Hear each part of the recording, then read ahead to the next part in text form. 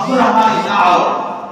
یہ پانچوں کے پانچوں افراد ان دونوں کی سفارش میں کبھی آگے کبھی پیچھے، کبھی آگے کبھی پیچھے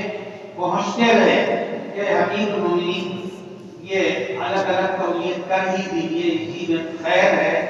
حضرت عمر فاروق نے سخت قسم کھلوا کر پوری بات دریافت کی، اخیر میں کہا دیکھو میں نے تم دونوں کو مشترکہ تولیت دے دی، مشترکہ ذمہ داری، اب جو تم چاہتے ہو آدھا آدھا، اس کا مطلب تو یہ ہے کہ یہ آدھا آدھا وراثت بن جائے گا۔ لوگ کہیں گے عمر فاروق نے آدھا آدھا دیا تو وہ دیکھا ہے وراثت میں چلی جائے، لہذا میں کسی قیمت پر تم کو الگ الگ تولیت نہیں دوں گا۔ یہ اپنی جگہ پر بالکل صحیح ہے۔ یہ قصہ بڑی تفصیل کے ساتھ تمام ہی کتابوں میں، بالخصوص ابو داؤد کے اندر کئی کئی صفحے میں، اور ابن مالک ابن اوس ابن حدثان، مالک ابن اوس ابن حدثان کی روایت ہے، دخلت على عمر فدخل عليه عبد الرحمن بن عوف وطلحة وسعد فجاء علي والعباس يختصمان فقال لهم عمر انشدكم بالنبي، اس ذات کی قسم کھلوا کر پوچھتا ہوں بإذن تقوم السماء والارض اتعلمون ان رسول اللہ صلی اللہ علیہ وسلم قال نحن لا نورث، ہمارا کوئی وارث نہیں ہوتا ہے، وما ترکنا فهو صدقۃ، فقال اللهم نعم۔ وفي حدیث قصۃ طویلہ، وہ قصۃ طویلہ وہی ہے جو اختصار کے ساتھ ہم نے آپ کے سامنے بیان کر دیا۔ ما ترک رسول اللہ دینارا ولا درہما ولا شاة ولا بعیرا، نہ دینار و دراہم چھوڑا تھا، نہ بکری نہ اونٹ۔ شک کی ایک راوی کو عبد اور امت کے سلسلے میں، دوسری روایت میں بتا رہے تھے پیغمبر نے نہ عبد چھوڑا نہ امت چھوڑی۔ جی باب ما جاء في رؤيا رسول الله صلى الله عليه وسلم في المنام، وبه قال حدثنا محمد بن بشار قال حدثنا عبد الرحمن بن مهدي قال حدثنا سفيان والنبي اسحاق عن النبي عن عبد الله رضي الله تعالى عنه عن النبي صلى الله عليه وسلم قال من رآني في المنام فقد رآني، فإن الشيطان لا يتمثل بي. وبه قال حدثنا محمد بن بشار ومحمد بن المثنى قال حدثنا قال حدثنا شعبة عن ابي حكيم عن ابي صالح عن ابي هريرة رضي الله تعالى عنه انه قال قال رسول الله صلى الله عليه وسلم من رآني في المنام فقد رآني، فإن الشيطان لا يتصور قال لا يتشبه بي.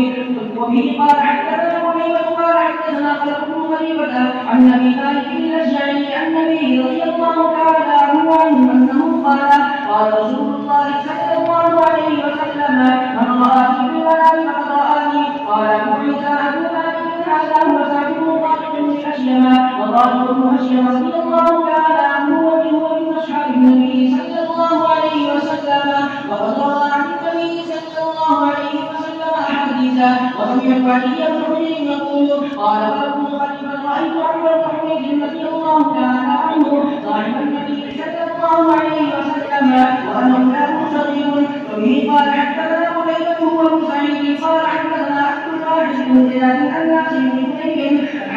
قال حدثني أبي أنه سمع أبا هريرة رضي الله تعالى عنه أنه يقول قال رسول الله صلى الله عليه وسلم من رآني في المنام فقد رآني، فإن الشيطان لا يتمثلني. قال أبي حدثت به ابن عباس رضي الله تعالى عنهما فقلت قد رأيته قد ذكرت عمرو بن علي رضي الله تعالى عنهما فقلت شبهته به، فقال ابن عباس رضي الله تعالى عنهما إنه كان يشبهه. وبه قال حدثنا محمد بن بشار قال حدثنا ابن أبي عدي ومحمد بن جعفر قال حدثنا عمرو بن أبي عن يزيد الفارسي وكان يسمع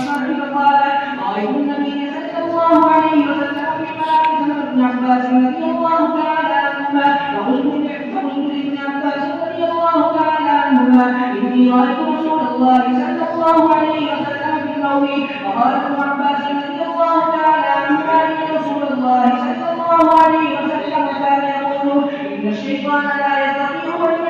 المنام فمن رآني في النوم فقد رآني هل تستطيع أن تنعم هذا الرجل الذي رأيته في النوم قال نعم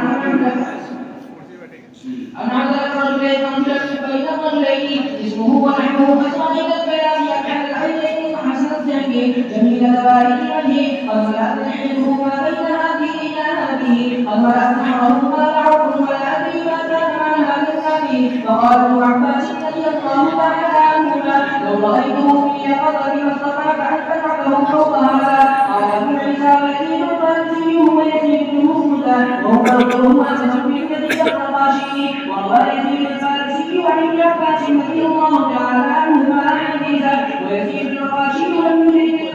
لم يدرك ابن عباس رضي الله تعالى عنهما وهو يزيد الرقاشي الرقاشي وهو يروي عن انس بن مالك رضي الله تعالى عنه ويزيد الفارسي ويزيد الرقاشي كلاهما من اهل البصره وعوف بن ابي سعيد هو عوف العربي قال حدثنا ابو داود سليمان بن مسلم الكلوشي قال حدثنا ابن شميل قال عبد الأعرابي وأكثر من قتادة وبه قال حدثنا عبد الله بن أبي زياد قال حدثنا يعقوب بن إبراهيم بن سعد قال حدثنا ابن وقيل بن شهاب الزهري عن عمه قال أبو سلمة قال أبو قتادة رضي الله تعالى عنه قال رسول الله صلى الله عليه وسلم من رآني يعني بالله فقد رأى حقا وبه قال حدثنا عبد الله بن عبد الرحمن قال أخبرنا معلم قال حدثنا عبد العزيز بن المختار قال حدثنا ثابت عن انس رضي الله تعالى عنهم ان رسول الله صلى الله عليه وسلم قال من رآني في المنام فقد رآني فإن الشيطان لا يتخيل به قال رؤيته في جنوب من 46 جزءا من النبوة وبه قال حدثنا محمد بن علي قال حسن بن يقول قال عبد الله بن المبارك يقتلك بالقضاء وعليك بالاثر وبه قال حدثنا محمد بن علي قال حدثنا النبو قال قرنه عن ابي سيرين قال هذا الحديث دين انه عمن تاخذون دينكم